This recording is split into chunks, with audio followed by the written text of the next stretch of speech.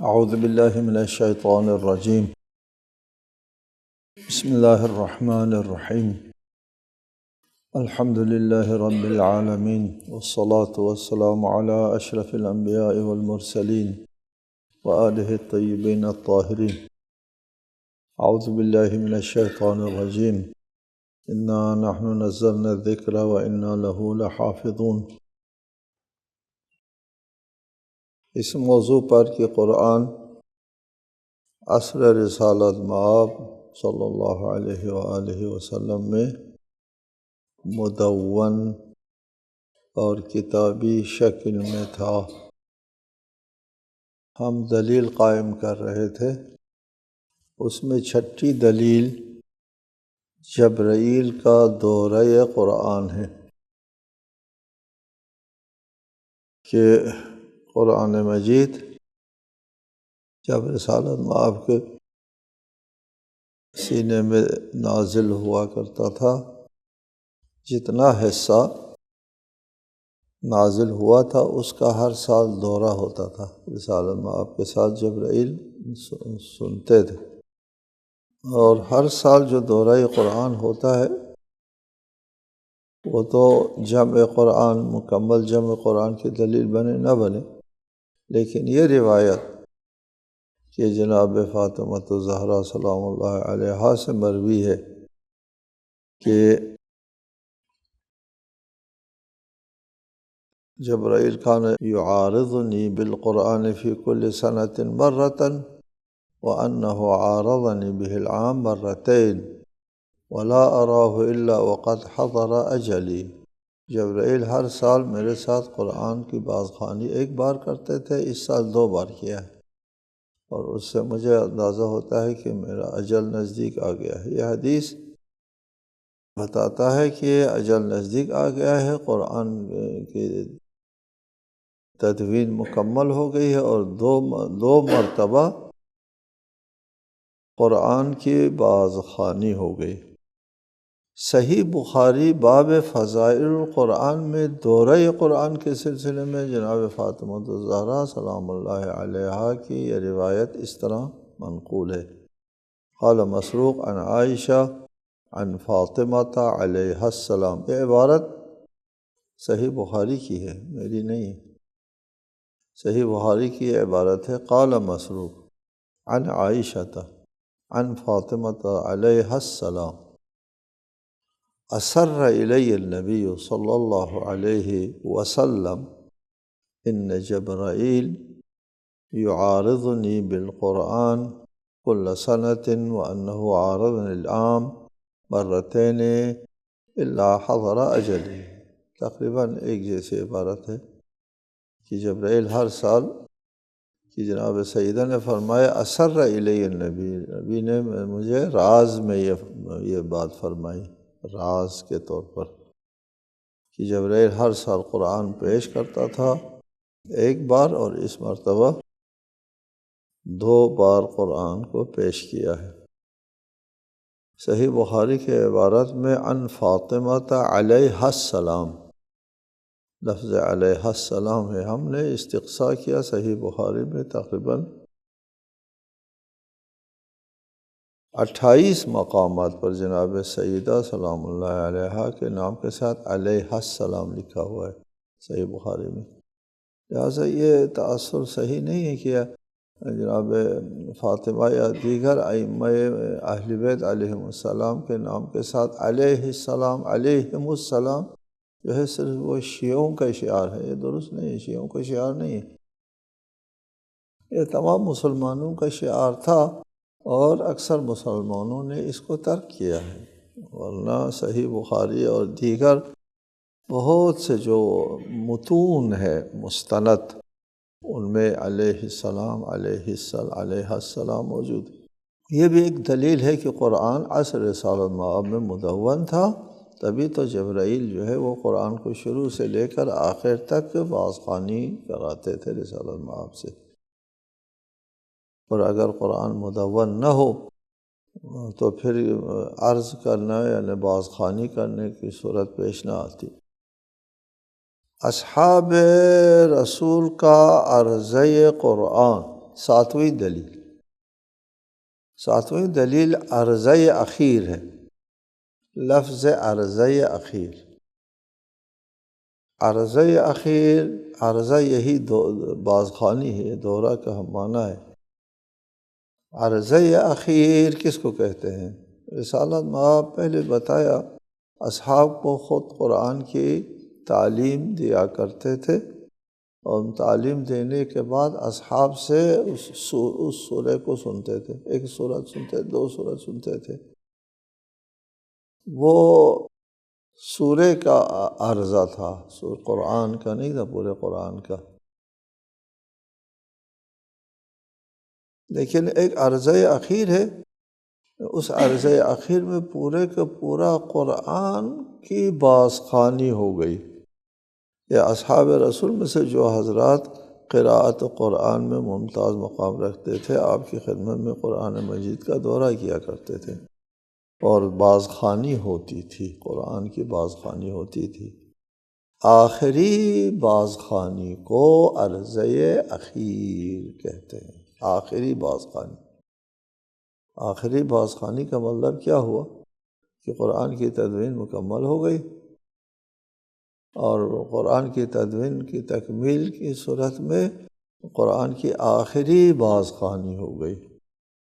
آخری بازخوانی کو بہت زیادہ اہمیت حاصل ہے، اس لیے کہ بعض اصحاب یہ فخر کرتے، اور مقام فخر بھی ہے کہ وہ فخر کرتے تھے کہ میں عرضہ اخیر میں حاضر تھا رسالت آپ کے ساتھ، قرآن کے عرضہ اخیر میں۔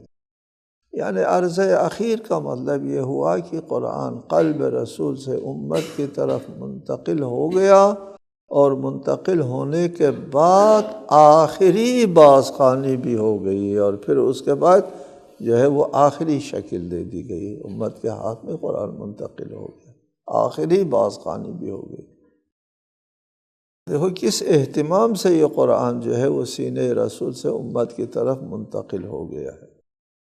بازخوانیاں ہوتی رہے، ہر سال بازخوانی ہوتی رہے، منتقل ہوتا رہا، بازخوانی ہوتی رہی، کہ اس قرآن کو امت نے اپنے سینوں میں حفظ کر لیا اور یاد کر لیا، اور خود خداوند عالم کی طرف سے قلب رسول پر نازل ہوتا ہے، رسول سے بازخوانی ہوتی ہے، رسول کے قلب سے امت کی طرف منتقل ہوتا ہے، امت سے بازخوانی ہو رہی ہے، اور پھر اس بازخوانی میں جو عرضہ اخیر ہے یہ نہایت اہمیت کا حامل ہے، اور اسی بنا پر اصحاب فخر کیا کرتے تھے کہ میں عرضہ اخیر میں تھا۔ ابن عباس کہتے ہیں کہ میں رسول اللہ کے آخری کلام اور عمل کو معیار قرار دے کر اسے اختیار کرتا ہوں، کیونکہ وہ بھی عرضہ اخیر میں موجود تھے۔ ابن مسعود کا یہ مشہور ہے کہ میں عرضہ اخیر میں موجود تھا۔ عبداللہ ابن مسعود استاد قرآن ہے، بہت ید طولہ رکھتے ہیں قرآن، قراءت قرآن میں، لہٰذا عرضہ آخر کا مطلب یہ ہے کہ قرآن کی تکمیل ہو گئی، قرآن کی آخری شکل دے دی گئی، اور عرضہ آخر، آخری بازخوانی۔ آخری بازخوانی خود بتاتا ہے کہ بازخوانی اس سے پہلے ہوتی رہی ہر سال اصحاب کے ساتھ، اور یہ آخری جو ہے وہ شکل دے دی گئی عرضہ اخیر میں۔ آٹھویں دلیل، ختم قرآن۔ متعدد مقامات پر ایسے لوگوں کا ذکر ملتا ہے کہ جو قرآن کو ختم کیا کرتے تھے۔ ختم کرنے کا مطلب کیا ہے کہ وہ پورا قرآن جو ہے وہ ختم کرتے تھے۔ نزول قرآن کو اگر 10 سال گزرا ہے، 10 سال میں جتنا قرآن آیا تھا اس کو ختم کرتے، 11ویں سال میں جتنا قرآن ہے اس کو ختم کرتے تھے، اور اسی طرح آخری سال میں جو قرآن نازل ہوا اس کو ختم کرتے، جتنا قرآن امت کے پاس موجود تھا اسی کو وہ ختم کرتے تھے، ختم قرآن۔ اور اگر کتابی شکل میں نہیں ہے، منتشر ہے، کوئی آیت کسی کے پاس، کوئی آیت کسی کے پاس، جیسے بعد میں ایک روایت آنے والی ہے اس کا کہنا ہے، تو پھر وہ کیسے ختم کرے؟ وہ تو اپنے پاس جو ایک سورہ ہے اس سورت کی تلاوت کریں گے۔ ختم قرآن تو ممکن نہیں ہے اگر مدون نہیں ہے۔ منتشر اجزاء میں، منتشر ٹکڑوں میں مختلف لوگوں کے پاس موجود ہے، قرآن مدون نہیں ہے، قرآن ایک کتابی شکل میں جامع نہیں ہے، ختم نہیں ہو سکتا۔ قرآن کے ایک سورے کی تلاوت ہو سکتی ہے، ایک حصے کی تلاوت ہو سکتی ہے، ختم قرآن ممکن نہیں ہے۔ کس کے پاس جا کر کے قرآن کو ختم کرے پڑے کہ اس کے گھر جائیں، اس کے گھر جائیں، جیسا کہ بعض کی روایت کا کہنا ہے کہ قرآن جمع کرنے کے لیے لوگوں میں اعلان کر دیا کہ جس کے پاس قرآن ہے لے آؤ، 2 گواہوں کی بنیاد پر قرآن کو جمع کیا گیا۔ وہ روایت، اس روایت کے مطابق جو آگے ذکر ہوگی اس روایت کی اور تفصیلاً بیان کریں گے، تو قرآن کا ختم ممکن نہیں ہے۔ ایک روایت آنے والی ہے کہ رسالت مآب کے بعد عصر حضرت ابوبکر میں قرآن جمع کیا گیا اور لوگوں میں اعلان کیا کہ جس کے پاس قرآن ہے لے آؤ۔ لوگوں نے لے لی، پیش کیا اور پھر قرآن جمع کیا۔ یہ اگر روایت صحیح ہے، قرآن جو ہے وہ لوگوں کے پاس منتشر، گھروں میں ایک قرآن کا حصہ تھا، تو پھر کوئی شخص قرآن کو ختم نہیں کر سکتا۔ ختم قرآن کے سلسلے میں رسول کریم کا فرمان ہے احب الاعمال الی اللہ الحال المرتحل۔ اللہ تعالیٰ کے ہاں سب سے پسندیدہ ترین عمل حال مرتحل ہے۔ حال مرتحل کیا چیز ہے؟ وہ سوال کیا گیا تو فرمایا اس حدیث کی تفسیر حضرت امام زین العابدین علیہ السلام سے سوال ہوا تو فرمایا کہ رسول اللہ نے جو فرمایا ہے کہ احب الاعمال الحال المرتحل ہے۔ الحال المرتحل، حال المرتحل کا مطلب کیا ہوتا ہے؟ فرمایا فتح القرآن و ختمہ، قرآن کھولے اور پھر قرآن کو ختم کرے۔ کلما جاء بأولہ ارتحل الی آخرہ۔ حال المرتحل کا مطلب یہ ہے یہاں وہ نازل ہوا اور پھر آخر کو چلا گیا۔ قرآن کی شروع میں نازل ہونا، وارد ہونا، اور وارد ہونے کے بعد ارتحال یعنی چل پڑنا آخر تک۔ حال المرتحل، قرآن کا ختم کرنا جو ہے وہ احب الاعمال الی اللہ تعالی۔ شیخ طوسی اپنی کتابوں میں عدم تحریف قرآن میں تحریف واقع نہیں ہوئی ہے، اس پر یہی استدلال کرتے تھے کہ رسالت مآب ختم قرآن، اگر کوئی آیت 2 آیت جو ہے وہ دشمنوں کے ہاتھ میں سے تحریف ہو گئی یا 1-2 لفظ تحریف ہو گئی تو قرآن ختم نہیں ہونا، ناقص ہو گیا۔ ختم قرآن اس وقت ہو سکتا ہے جب پورا کا پورا قرآن امت کے پاس، امت کے ہاتھ میں محفوظ موجود ہو۔ اگر 1-2 آیت اس میں سے ناقص ہے تو ختم قرآن نہ ہوا۔ اس میں قرآن پاک ایک رات میں ختم کرنے کی ممانعت، قرآن کو کم از کم 3 دن میں ختم کرنے کی ہدایت، یہ سب دلیل ہے کہ قرآن جو ہے وہ ایک کتابی شکل میں، اور بعض لوگوں کا یہ کہنا ہے کہ ہم نے کئی بار رسالت مآب کی خدمت میں بیٹھ کے قرآن ختم کیا، وہی بعض خوانی قرآن ختم کیا، یعنی اول سے لے کر آخر تک قرآن کو رسالت مآب کے سامنے بیٹھ کے پڑھ لیا۔ یہ 8ویں دلیل۔ 9ویں دلیل، سورہ الحمد کو سورہ فاتحۃ الکتاب کہتے ہیں۔ فاتحۃ الکتاب یا کتاب کا افتتاحیہ، اس کا مطلب یہ ہوا کہ قرآن کتابی شکل میں موجود تھا اور اس کے ایک افتتاحیہ بھی تھی۔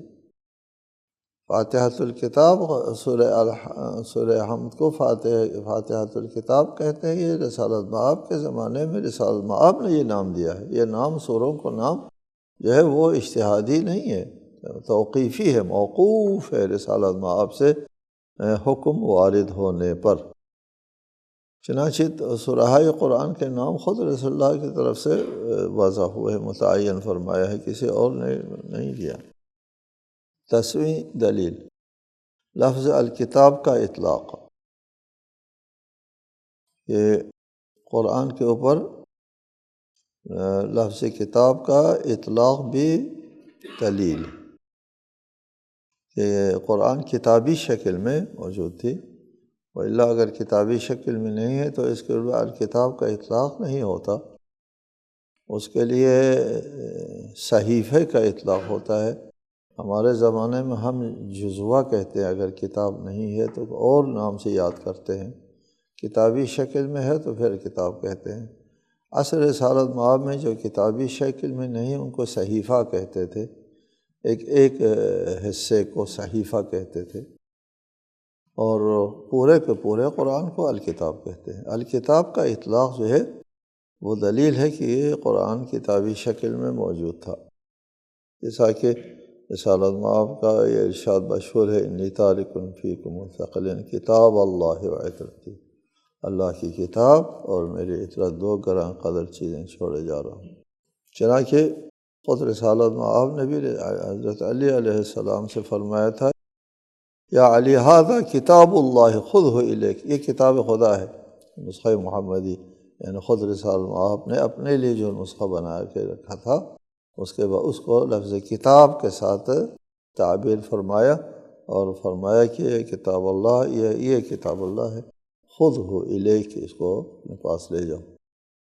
11ویں دلیل ایک روایت کے بنیاد پر ہے، یہ 11ویں دلیل، وہ روایت صحیح ہے تو 11ویں دلیل بنتی ہے، نہیں ہے تو نہیں بنتی۔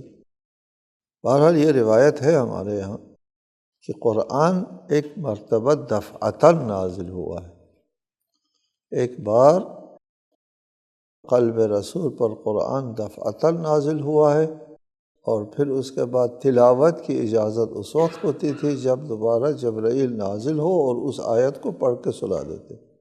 اس وقت تبلیغ، بعد میں امت کی طرف اس کو منتقل کرنے کا حکم آتا تھا، تبلیغ رسالت کا۔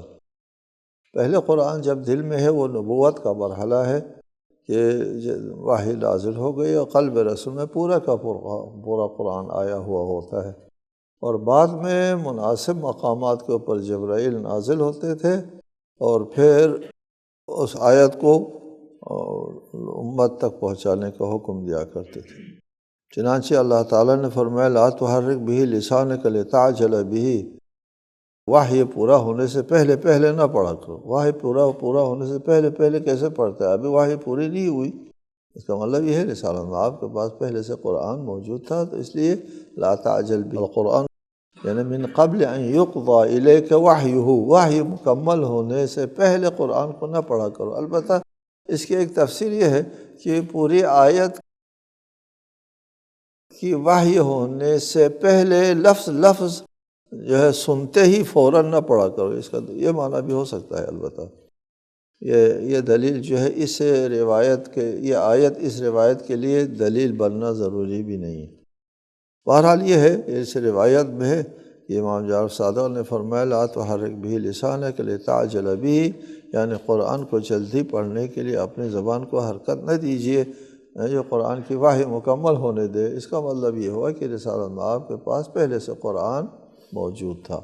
ابن عباس کی طرف سے بھی ایک روایت ہے، انہ انزل فی رمضان لیلۃ القدر جملۃ واحدہ ثم انزل علی مواقع النجوم رسلا فی الشہور والایام، یا رسلا بتدریج جو ہے وہ نازل ہوا، پہلے نازل ہوا شب قدر کو یہ قرآن، اور پھر اس کے بعد شہور و ایام میں تدریجاً نازل ہوا۔ یہ اس سے ایک نقطۂ نظر کو تقویت ملتی ہے کہ قرآن عصر رسول میں ایک مجموعہ کی شکل میں موجود تھا ہی صحیح، لیکن یہ قلب رسول میں تو پہلے سے مدون تھا۔ 12ویں دلیل تواتر قرآن، پہلے بھی آپ کو بتا دیا ہے کہ قرآن کا متواتر ہونا جو ہے وہ دلیل ہے کہ قرآن عصر رسول میں مدون تھا، اور اگر عصر رسول میں مدون نہیں تھا تو کیسے تواتر ہو گئے؟ قرآن مدون ہی نہیں تھا، قرآن کتابی شکل میں موجود ہی نہیں تھا، قرآن امت کے پاس صحیح طریقے سے منتقل ہی نہیں ہوا تھا اس کتابی شکل میں، تاکہ یہ آگے تواتر سے چلے۔ قرآن کا متواتر ہونا دلیل ہے، یہ بھی مضبوط دلیل ہے۔ قرآن کا متواتر ہونا دلیل ہے کہ عصر رسول میں پورا کا پورا قرآن امت کے سینوں میں منتقل ہو گیا ہوا تھا، پورا کا پورا قرآن۔ جب پورا کا پورا قرآن امت کی طرح منتقل ہوا تھا تو اس کا منتشر اجزاء میں ہونا اور معلوم نہ ہونا، بعد میں آنے والی روایت کے مطابق لوگوں کو پتہ نہ ہونا، رسالۃ مآب کے زمانے میں صرف 2 گواہوں کے سے قرآن کی قرآنیت ثابت ہونا، یہ تواتر کی نفی ہے۔ قرآن عصر رسالۃ مآب میں مدون ہے تو تواتر ہوتا ہے، مدون نہیں ہے تو ایک آدمی کو پتہ ہے، 2 آدمی کو، 10 آدمی کو ایک آیت کا پتہ ہے، پھر 10 آدمی سے بھی تواتر نہیں ہوتا۔ ہم نے پہلے کہا ہے کہ عصر رسول میں امت کے اندر جو ہے وہ 10,000 افراد جو ہے وہ حافظین قرآن موجود تھے، 10,000 افراد موجود تھے، 10,000 افراد قرآن کا کل قرآن حفظ کیا ہوا تھا، نہ ان کی امت کے درمیان میں اجزاء منتشر تھے اور لوگوں کے پاس، کسی کے پاس 1 آیت، کسی کے پاس 2 آیت، کسی کے پاس 3 آیت، کسی کے پاس 1 سورہ، اور پھر بعد میں ان کو جمع کیا، یہ پھر تواتر نہ ہوا۔ تواتر نہیں ہوتا کہ یہ تو ایک آدمی نے پیش کیا اس آیت کو، ایک آدمی سے، 10 آدمی سے بھی تواتر نہیں ہوتا، ٹھیک ہے جی۔ تواتر اگر قرآن تواتراً ثابت ہے تو پھر اس کے لیے ضروری ہے کہ عصر رسالت مآب صلی اللہ علیہ وآلہ وسلم میں قرآن کتابی شکل میں ہو اور وہ سب کے پاس موجود ہو، پھر تواتر ہوتا ہے۔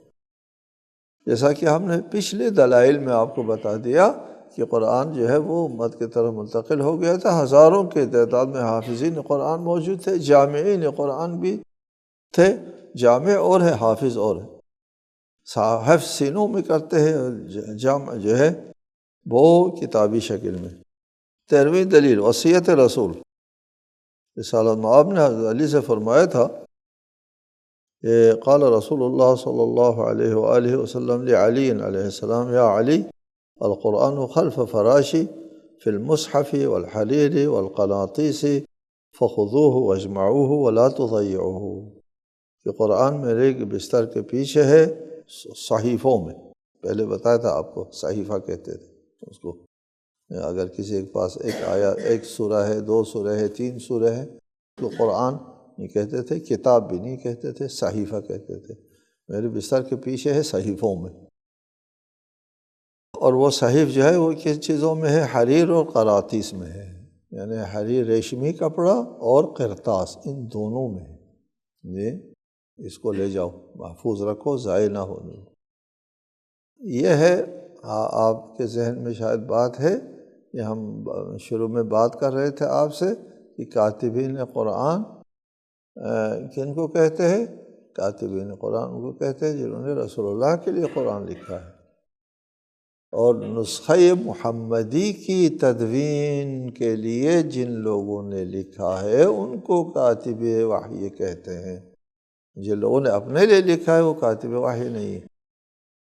لہٰذا یہ بات نسخہ محمدی کی بات ہے، نسخہ محمدی۔ نسخہ محمدی کیا مطلب؟ یعنی رسالۃ مآب کا اپنا نسخہ۔ اس کا مطلب یہ ہے کہ رسالۃ مآب کے اپنے نسخے کے علاوہ بہت سے لوگوں کے پاس قرآن کے نسخے موجود تھے، پہلے بتا دیا آپ کو کہ عصر رسول کے جامعین قرآن کے عنوان سے بتا دیا۔ وہ لوگوں کے پاس تھے متعدد نسخے، اور ایک نسخہ جو رسالۃ مآب کا اپنا نسخہ تھا جو حضرت علی کے پاس تھا۔ حضرت علی نے اس نسخے کو ترتیب دی۔ جمع و تدوین علی کیا ہے؟ جمع تدوین علی وہ نہیں تھا جو دیگر اصحاب کی طرح بعد میں ہم بیان کریں گے، دیگر اصحاب نے قرآن کو عصر رسالۃ مآب میں جمع کیا تھا، لیکن حضرت علی کا جو جمع قرآن ہے وہ جمع قرآن منتشر آیات کو ایک جگہ جمع کرنے سے عبارت نہیں تھا، جیسے دوسرے اصحاب نے جو جمع کیا ہے وہ اور ہے، حضرت علی کے جمع قرآن اور ہے۔ حضرت علی کا جمع قرآن جو ہے وہ اس میں تنزیل اور تعویل دونوں تھا، ایک تفسیر بھی تھی وہ، کہ یہ آیت کس کے شان میں نازل ہوا، یہ اس آیت سے مراد کیا ہے، اس سے کس کی طرف اشارہ ہے، وہ سب اس میں موجود تھا۔ اور یہ لوگوں کے مصلحت میں نہیں تھا کہ قرآن ذو وجوہ ہے، ایک جامع عبارت ہو، ایک جامع مفہوم ہو، اور اس کی تشریح جو ہے وہ اس کا ایک اس کی طرف اشارہ ہے، اور اس کو لوگوں نے پسند نہیں کیا، اس لیے حضرت علی کی قرآن کو قبول نہیں کیا۔ جب حضرت علی نے قرآن سامنے پیش کیا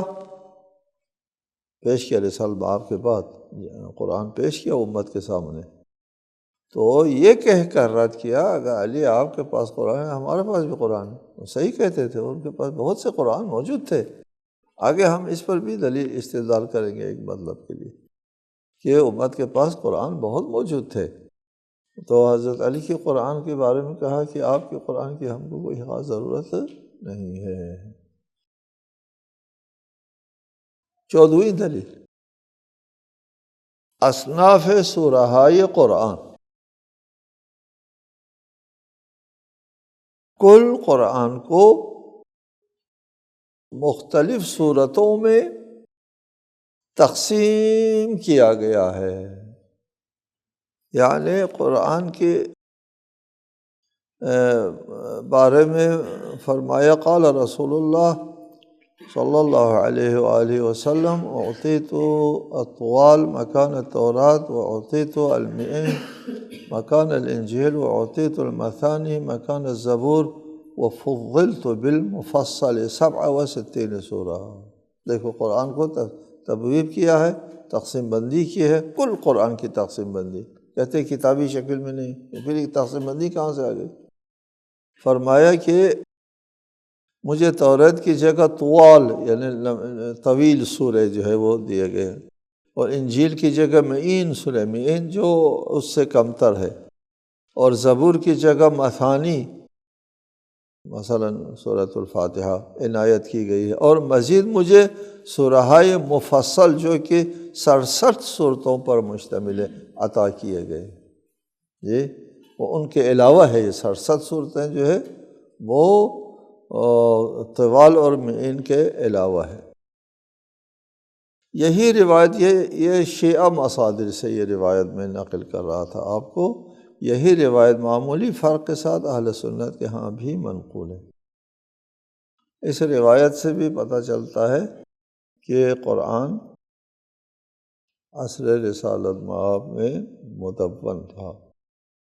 پھر آگے یہ کچھ دلیل بنتے ہیں 14۔ 15ویں دلیل جو ہے وہ پہلے ہم نے ذکر کر دی ہے، اور 16ویں دلیل جو ہے رسالت مآب کے زمانے میں قرآنی نسخے، کہ یہ بھی ہے روایات میں، متعدد روایات میں ہے کہ قرآن کو دیکھ کر پڑھنا مستحب ہے، دیکھ کر کے پڑھنا۔ اس میں پورا قرآن جمع ہونا اگرچہ ضروری نہیں، لیکن قرآن جو ہے وہ مجموعی شکل میں موجود تھا، دیکھ کر پڑھنا مستحب۔ اور یہ منع کیا گیا ہے قرآن جو ہے وہ کافر کے علاقوں میں مت لے جاؤ کہ احانت نہ ہو جائے، وہ لوگ تمہارے ہاتھ سے چھین جائیں۔ قرآن کتابی شکل میں لوگوں کے ہاتھ میں موجود تھا، اس لیے یہ مختلف روایات ملتی ہے۔ اللہ کی کتاب کی تعلیم حاصل کرو، اس کے ساتھ عہد باندھو اور اسے اپنے پاس محفوظ رکھو، اس قسم کی روایات موجود ہیں۔ نسخہ قرآن جو عصر رسالت موجود ہے، رسالت مآب موجود ہے، ان کے بارے میں یہ احادیث ہے کہ اس کو حفظ کرنے سے بہتر ہے کہ قرآن دیکھ کر، حفظ سے پڑھنے سے بہتر ہے دیکھ کر کے پڑھیں۔ اور اس طرح قرآن عصر رسالت مآب میں مدون ہونے پر ہمارے پاس جتنے دلائل تھے وہ آپ کے لیے ہم نے بیان کر دیا۔ اب ہم آئندہ جمع قرآن بعد از رسول کے بارے میں بحث کریں گے۔ السلام علیکم ورحمۃ اللہ۔